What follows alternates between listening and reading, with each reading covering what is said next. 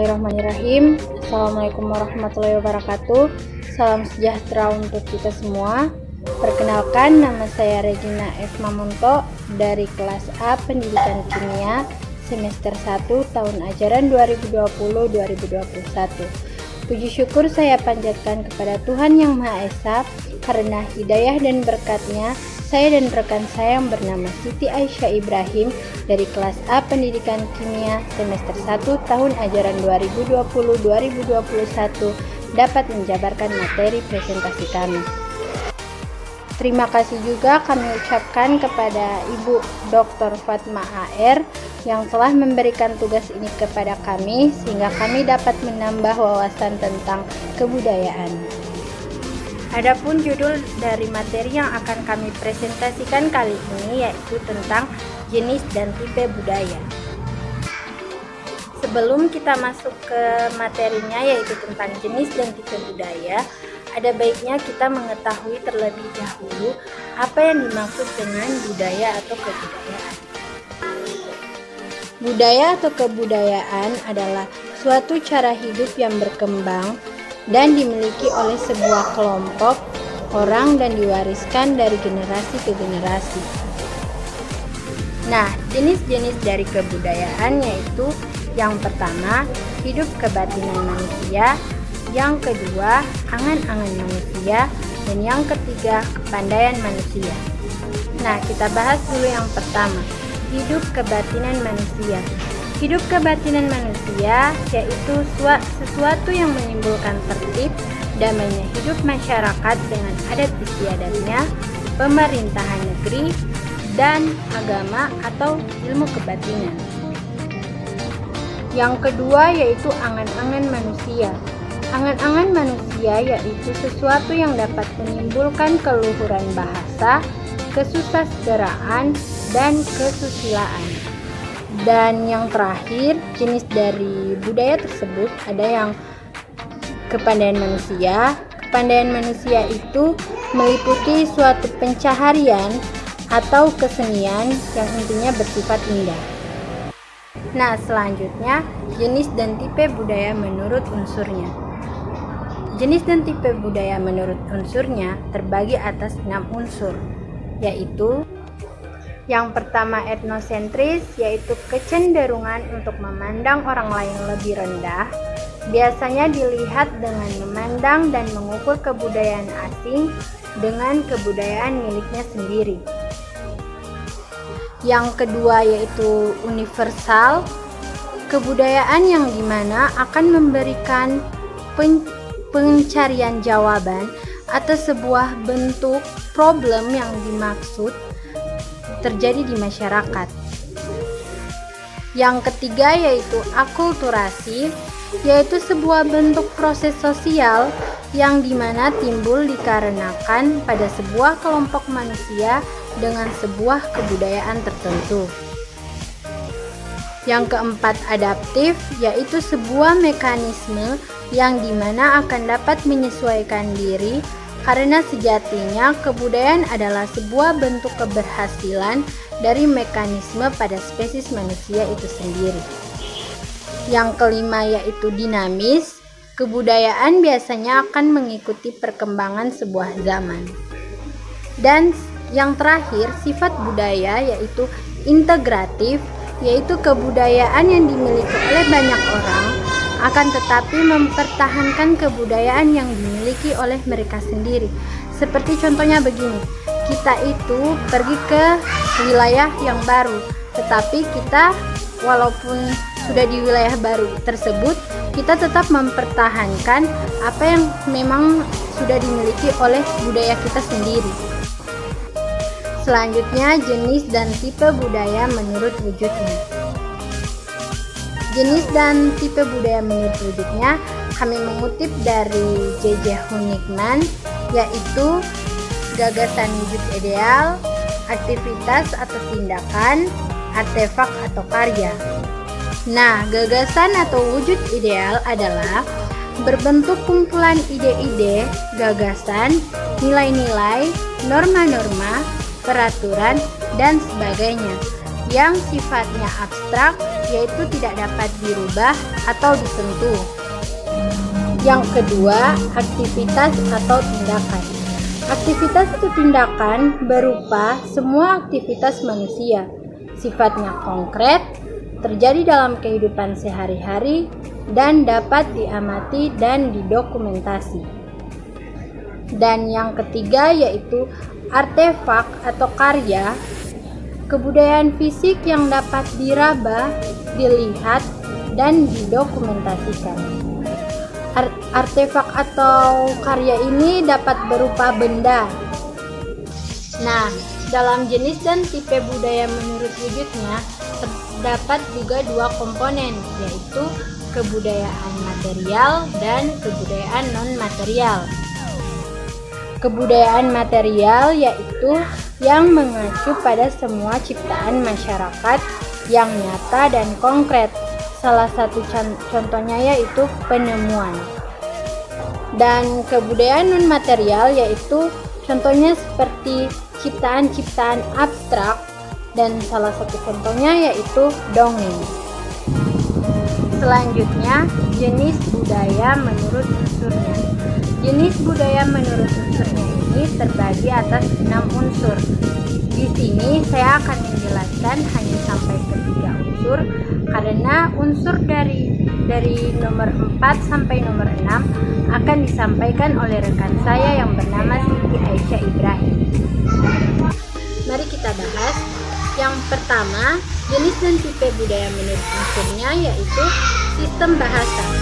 Sistem bahasa ini seperti logat bahasa setiap daerah. Yang kedua yaitu sistem pengetahuan, mulai dari pengetahuan tentang tumbuhan, binatang, benda, dan manusia yang bersifat tradisional. Dan yang ketiga yaitu sistem kekerabatan dan organisasi kemasyarakatan, yaitu tentang hubungan satu sama lain yang diatur oleh adat istiadat. Dan kekerabatan ini berkaitan dengan perkawinan, yang salah satu contohnya yaitu prinsip jodoh ideal. Itulah tadi ketiga jenis budaya menurut unsurnya. Selanjutnya saya serahkan kepada rekan saya Siti Aisyah Ibrahim yang akan menjelaskan.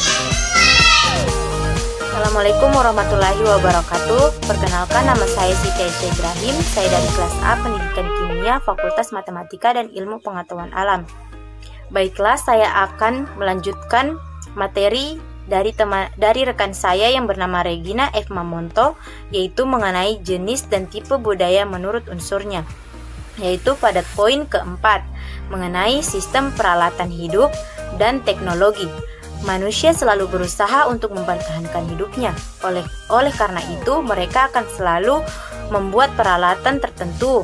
Menurut Kuncharaningrat, pada masyarakat tradisional terdapat 8 macam sistem peralatan dan unsur kebudayaan fisik yang digunakan oleh kelompok masyarakat atau kelompok manusia yang hidup berpindah-pindah atau masyarakat pertanian, seperti alat-alat produktif, senjata, wadah, alat-alat menyalakan api, pakaian, minuman, dan tempat berlindung, bahkan pembangkit gairah dan jamu-jamuan. Kemudian pada poin kelima yaitu sistem ekonomi atau mata pencaharian. Mata pencaharian atau aktivitas ekonomi suatu masyarakat menjadi fokus kajian penting etnografi. Penelitian etnografi ini mengenai sistem mata pencaharian, mengkaji bagaimana cara mata pencaharian suatu kelompok masyarakat atau sistem perekonomian mereka untuk mencukupi kebutuhan hidupnya. Sistem ekonomi pada masyarakat tradisional antara lain yang pertama berburu dan meramu, beternak, bercocok tanam, menangkap ikan, bercocok tanam menetap, dan sistem irigasi. 5 sistem mata pencaharian tersebut merupakan jenis mata pencaharian manusia yang paling tua dan dilakukan oleh sebagian besar masyarakat pada masa lampau, dan pada saat ini banyak masyarakat yang beralih ke mata pencaharian lain. Kemudian yang keenam yaitu sistem religi. Kuncharaningrat menyatakan bahwa asal mula permasalahan fungsi religi dalam masyarakat adalah adanya pertanyaan mengapa manusia percaya pada adanya suatu kekuatan gaib atau supranatural yang dianggap lebih penting atau lebih tinggi daripada manusia, dan mengapa manusia itu melakukan berbagai cara untuk berkomunikasi dan mencari hubungan-hubungan dengan kekuatan-kekuatan supranatural tersebut. Pada jenis dan tipe budaya menurut wilayahnya, seperti kebudayaan masyarakat Sulawesi Tengah, yaitu kesenian masyarakat Sulawesi Tengah. Musik dan tarian di Sulawesi Tengah bervariasi antara daerah yang satu dengan yang lainnya. Musik tradisional memiliki instrumen seperti suling, goang, dan gendang. Alat musik ini lebih berfungsi sebagai hiburan dan bukan sebagai bagian ritual keagamaan. Kemudian pada tarian masyarakat, pada tarian yang dikenal oleh masyarakat Sulawesi Tengah yaitu adalah Dero yang berasal dari masyarakat Pamona, Kabupaten Poso, dan kemudian diikuti oleh masyarakat Kulawi, Kabupaten Donggala. Tarian Dero ini diususkan untuk ditampilkan ketika musim panen, upacara penyambutan tamu, syukuran, dan di hari-hari besar tertentu. Dero adalah salah satu tarian di mana laki-laki dan perempuan berpegangan tangan dan membentuk lingkaran. Tarian ini bukan warisan leluhur, tapi mereka kebiasaan selama pendudukan Jepang di Indonesia ketika Perang Dunia Kedua. Kemudian, bahasa dan tulisan yang dipakai oleh masyarakat Sulawesi Tengah. Di daerah Sulawesi Tengah dikenal cukup banyak bahasa daerah, yaitu bahasa Kaili, Tomini, Pamona, Bada, Napu, Pipikoro, Mori, dan Toli-Toli Buol. Tetapi di antara pemakai bahasa-bahasa daerah tersebut, sebagian besar dapat saling mengerti satu sama lain. Mengenai hubungan dengan bahasa tetangga juga saling mempengaruhi. Hal ini dapat dilihat bahwa antara bahasa-bahasa yang dikenal di daerah ini dengan bahasa di Sulawesi Selatan seperti Bugis, Makassar, Mandar, dan Toraja ada persamaan kata. Kemudian pada hal pendidikan, masih tetap pendidikan tradisional diadakan dalam hubungan keluarga untuk membentuk watak, susila, dan keterampilan dalam memenuhi keperluan hidup, seperti misalnya pengetahuan dalam pengolahan tanah dan berburu, dengan cerita lisan di bidang pembentukan watak anak untuk mengetahui tata susila, menjadi berani dan kesatria, etikat dalam pergaulan di mana yang muda harus menghormati yang lebih tua. Golongan bawah harus menghormati golongan atas, demikian pula sebaliknya, bagaimana golongan bangsawan menghadapi golongan di bawahnya. Karena pada zaman baru ini telah terpengaruh ajaran Islam yang sudah masuk ke Sulawesi Tengah, walaupun belum menyeluruh, maka mulailah dalam lingkungan yang memeluk kepercayaan ini diadakan pelajaran mengaji Al-Quran dan cara pelaksanaan ibadah berdasarkan syariat Islam. Dan pada kebudayaan masyarakat Bolaang Mongondo, yaitu pada sistem kekerabatan. Masyarakat suku bangsa Bolaang Mongondo beranggapan bahwa mereka berasal dari keturunan Gumalangit dengan istrinya yang bernama Tende Duata dan Tumotoi Bokol dengan istrinya. Anak perempuan Gumalangit yang bernama Didondong kawin dengan anak laki-laki Tumotoi Bokol yang bernama Sugeha.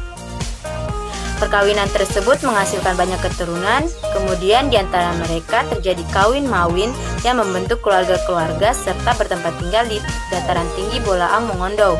Keluarga-keluarga tersebut yang kemudian dianggap nenek moyang dari suku bangsa Bolaang Mongondo sekarang.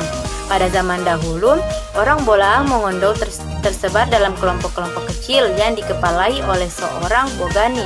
Bogani ini dipilih oleh dari antara anggota kelompok dengan persyaratan memiliki kemampuan fisik yang kuat, berani, bijaksana, cerdas, serta memiliki tanggung jawab terhadap kesejahteraan dan keselamatan kelompoknya. Bogani tersebut dipimpin oleh para tonawat, yaitu orang-orang yang mengetahui perbintangan dan ahli dalam pengobatan penyakit. Kemudian pada pakaian tarian, yaitu tarian tayok. Tarian ini dikhususkan diperagakan oleh orang-orang tua wanita di Bolaang Mongondo. pakaiannya itu seperti memperhatikan pakaian bagian atas bentuknya seperti salu, pada lubang leher bentuknya bulat, bagian depan tidak terbelah dan tidak bergerak. Lengan pakaian panjang sampai pada pergelangan tangan dan panjang salu mencapai lutut si penari. Pada bagian atas pakaian tidak memakai hiasan atau hansai.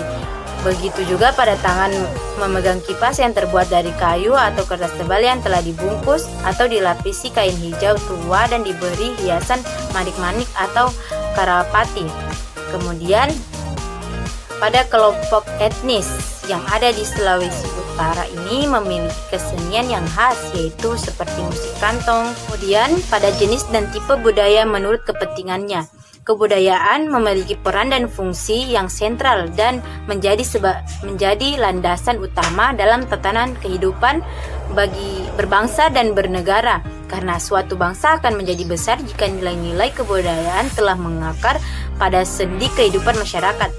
Nilai-nilainya itu yang pertama, nilai-nilai luhur. Seperti yang kita ketahui, sebagai sebuah negara, bangsa Indonesia memiliki nilai-nilai luhur yang khas dan membudaya di masyarakat, seperti gotong royong, saling tolong-menolong, ramah, sopan, santun, dan toleran dan peduli terhadap sesama. Nilai-nilai luhur tersebut pada akhirnya akan dijadikan rujukan untuk membentuk sebuah ideologi negara, yaitu Pancasila, yang secara umum dibangun atas nilai-nilai luhur yang telah mengakar dan membudaya di masyarakat jauh sebelum Indonesia menjadi negara kesatuan. Kemudian yang kedua yaitu krisis karakter. Mulai melututnya wacana kebudayaan Nusantara di kalangan masyarakat dikarenakan masuknya pengaruh budaya asing baik dari barat maupun dari Asia. Perkembangan teknologi yang menghapus ruang dan waktu juga memberi pengaruh besar. Ada indikasi karakter dan identitas serta integritas di kalangan generasi muda saat ini. Hal ini bisa dibilang cukup mengkhawatirkan karena apabila nilai-nilai kebudayaan hilang dan tidak teraktualisasi, masyarakat kita khususnya pada generasi muda akan kehilangan fondasi etik dan landasan fundamental dalam kehidupan berbangsa dan bernegara, yang secara potensial akan berujung pada terpecah belahnya persatuan bangsa dan maraknya budaya korupsi, narkoba, dan aksi terorisme. Kemudian yang ketiga, pada peran raja dan sultan. Terkait dengan pemajuan kebudayaan, peran raja dan sultan dari seluruh wilayah Nusantara dalam menjaga kebudayaan lokal juga harus didukung oleh pemerintah dan masyarakat. Peran dan raja sultan seperti di keraton tidak hanya melestarikan dan menjadi warisan atau peninggalan bersejarah, tapi juga aktif dalam membangun karakter bangsa dan menyebarluaskan nilai-nilai luhur yang telah diwariskan oleh nenek moyang di wilayahnya masing-masing. Selain menjaga aset-aset kultural seperti naskah kuno, benda-benda pusaka, bangunan bersejarah, dan karya seni lainnya, para raja dan sultan ini diharapkan untuk bisa menerapkan nilai-nilai kearifan lokal yang disesuaikan dengan konteks masa kini, yang artinya keraton harus menata diri dan menyesuaikan perkembangan zaman, tetapi tetap memegang kemudi nilai-nilai tradisi atau adat budaya. Kemudian yang harus kita lakukan yaitu ada tiga hal yang harus dilakukan oleh negeri ini untuk memajukan budaya dan membangun karakter bangsa. Yang pertama adalah dari segi modal. Selain memiliki keanekaragaman budaya, Indonesia mewarisi banyak nilai luhur nenek moyang yang dapat dijadikan rujukan untuk membentuk karakter bangsa yang berbudaya. Yang kedua adalah kolaborasi, yaitu menjadikan kebudayaan sebagai fondasi karakter bangsa tidak bisa dilakukan oleh satu pihak saja, melainkan kerjasama dari berbagai kalangan. Yang ketiga yaitu dengan cara membangun komitmen dari semua pihak untuk menerapkan dan berpegang teguh pada nilai-nilai budaya, nilai-nilai luhur bangsa untuk memajukan negeri ini tanpa harus terbawa oleh pengaruh budaya asing yang berpotensi mengikis nilai-nilai budaya bangsa. Jadi, kesimpulan dari ketiga hal tersebut adalah diperlukan upaya, strategi, dan kerjasama yang solid dari berbagai pihak dalam melestarikan kebudayaan beserta nilai-nilai luhur yang dapat dirujuk untuk membangun karakter dan moral bangsa. Baiklah, itulah yang dapat kami sampaikan mengenai materi, jenis, dan tipe budaya di Indonesia. Mohon maaf bila terdapat kesalahan dalam penyampaian kata atau nama, karena sebaik-baiknya manusia tidak luput dari kesalahan. Demikian saya akhiri presentasi ini. Saya ucapkan terima kasih. Wabillahi taufiq walhidayah. Wassalamualaikum warahmatullahi wabarakatuh.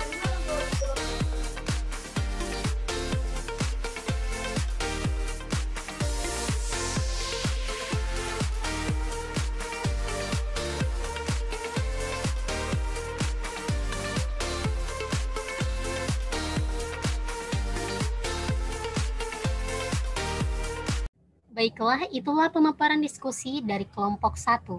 Semoga apa yang telah disampaikan, kelompok lain bisa memberikan tanggapan ataupun pertanyaan kepada kelompok 1. Dipersilahkan.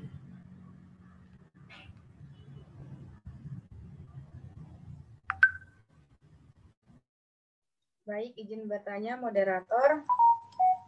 Ya, dipersilakan Putri Regina Puana.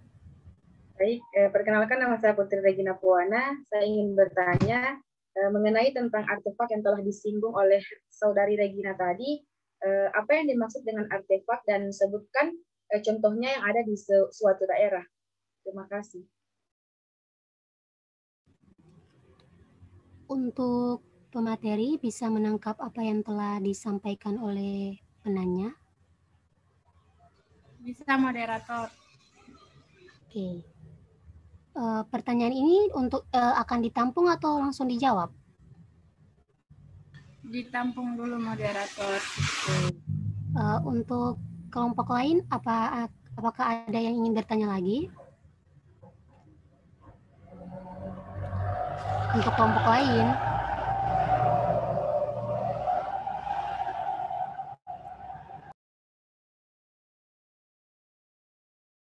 sekali lagi untuk kelompok lain, apakah ada pertanyaan? Baik, saya rasa sudah tidak ada. Untuk itu, izinkan saya untuk memberikan pertanyaan kepada kelompok 1, yaitu apakah bahasa daerah ini saat ini meningkat, apakah justru malah melemah? Itu yang pertanyaan saya. Selanjutnya saya berikan kesempatan kepada kelompok pemateri untuk menjawab pertanyaan. Dipersilahkan. Baik, terima kasih atas kesempatan yang diberikan. Saya akan mencoba menjawab pertanyaan dari saudari Putri Regina Puana. Itu pertanyaannya itu, artefak itu bagaimana dan contohnya di daerah itu seperti apa? Nah, artefak adalah wujud kebudayaan fisik yang berupa hasil dari aktivitas, perbuatan, dan karya semua manusia dalam masyarakat berupa benda-benda atau hal-hal yang dapat diraba, dilihat, dan didokumentasi. Contohnya di daerah itu seperti di daerah Jawa, yaitu keris. Dan pertanyaan selanjutnya akan dijawab oleh rekan saya, yaitu Siti Aisyah Ibrahim. Assalamualaikum warahmatullahi wabarakatuh. Waalaikumsalam warahmatullahi wabarakatuh. Baiklah, saya akan menjawab pertanyaan dari saudari Mutiara, yaitu apakah bahasa daerah saat ini meningkat atau justru malah melemah? Meningkatnya atau melemahnya penggunaan bahasa daerah atau bahasa Indonesia pada saat ini itu tergantung pada masing-masing individu. Apakah tetap ingin atau mempelajari atau menggunakannya. Akan tetapi, pada saat ini sebagian besar generasi muda bangsa Indonesia tidak menggunakan bahasa daerah mereka. Hal ini mungkin dikarenakan gengsi mereka yang tinggi dan karena faktor dari budaya luar. Hal ini berpengaruh dalam melemahnya penggunaan bahasa daerah atau bahasa Indonesia. Jadi sebagai bangsa Indonesia, kita harus bangga menggunakan bahasa daerah atau bahasa Indonesia. Karena banyak orang dari luar ingin sekali mempelajari dan menggunakan bahasa Indonesia. Dan bahasa daerah atau bahasa Indonesia ini juga merupakan jiwa bangsa atau identitas bangsa yang harus tetap kita lestarikan sebagai orang Indonesia. Kira-kira itu jawaban dari saya. Saya kembalikan ke moderator. Baik, itulah jawaban dari kelompok pemateri. Untuk penanya apakah menerima jawabannya? Kalau dari saya sendiri, saya sangat menerima jawabannya dan saya rasa sangat cukup jelas. Dan untuk Putri Regina? Ya, terima kasih atas penjelasan dari Regina Patricia. Saya sudah dapat menerima jawabannya dengan baik. Baiklah, karena sudah tidak ada pertanyaan dan sudah dijawab semua, maka berakhirlah diskusi kelompok 1. Terima kasih telah memberikan ilmu kepada kami. Assalamualaikum warahmatullahi wabarakatuh. Waalaikumsalam warahmatullahi wabarakatuh. Warahmatullahi wabarakatuh.